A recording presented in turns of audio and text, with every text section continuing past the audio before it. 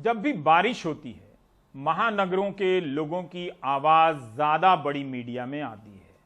वो तस्वीरें ट्वीट करने लगते हैं, वीडियो बनाकर फेसबुक पर पोस्ट करने लगते हैं कि उनकी गली में जल जमाव हो गया है, सीवर का पानी आ गया है, यहाँ गंदगी है, वहाँ गंदगी है।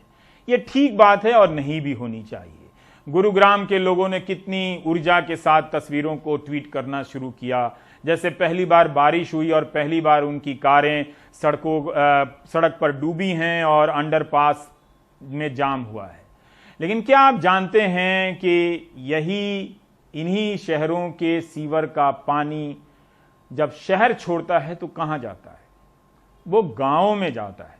गाँव में किसान लोग रहते हैं, कमज़ोर लोग रहते हैं अपेक्षाकृत, उनकी बात मीडिया तक नहीं आ पाती है। दिल्ली और आसपास के गांवों में करीब 1,500 एकड़ जमीन में धान की फसल बर्बाद हो गई क्योंकि बारिश का पानी और सीवर का, बड़े शहरों के सीवर का पानी उनके खेतों में पहुंच गया। रवीश रंजन की ये रिपोर्ट जरूर देखिए।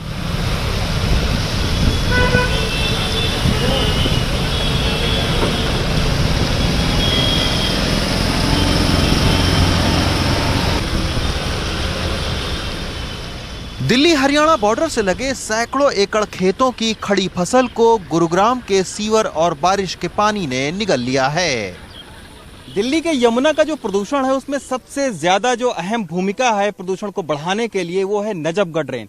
नजफगढ़ ड्रेन को कभी साहिबी नदी कहा जाता था, जो इस इलाके से जाती है और ये दिल्ली में जाके यमुना नदी में मिल जाती है। लेकिन अब ये साहिबी नदी नजफगढ़ ड्रेन में बदल गई है और ये सबसे बड़ा नाला।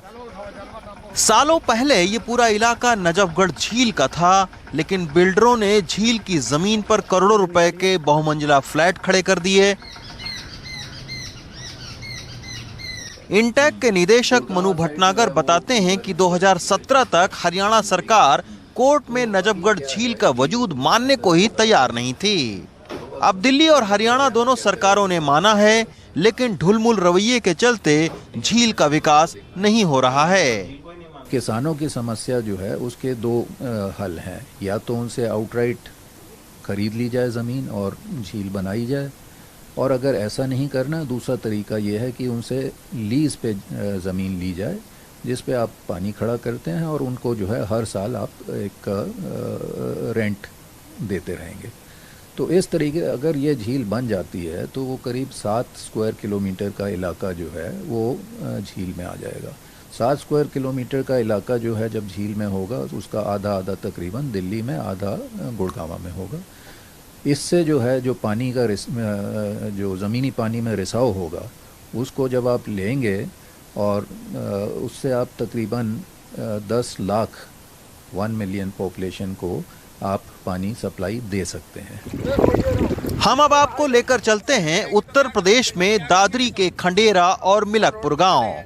एनटीपीसी ने पानी की निकासी के लिए बनी इस नहर की सफाई नहीं की, लिहाजा सैकड़ों एकड़ खेत पानी में डूब गए।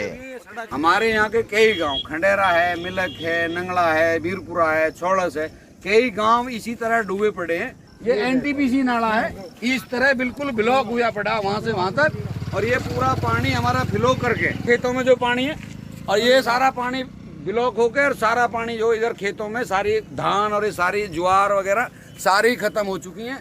हम किसान बिल्कुल आत्महत्या करने पे तैयार हो रहे हैं। शहरीकरण की मार हर जगह किसानों को झेलनी पड़ रही है।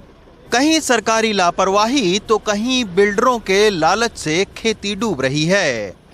दिल्ली से सचिन गुप्ता के साथ रवीश रंजन शुक्ला, एनडीटीवी इंडिया।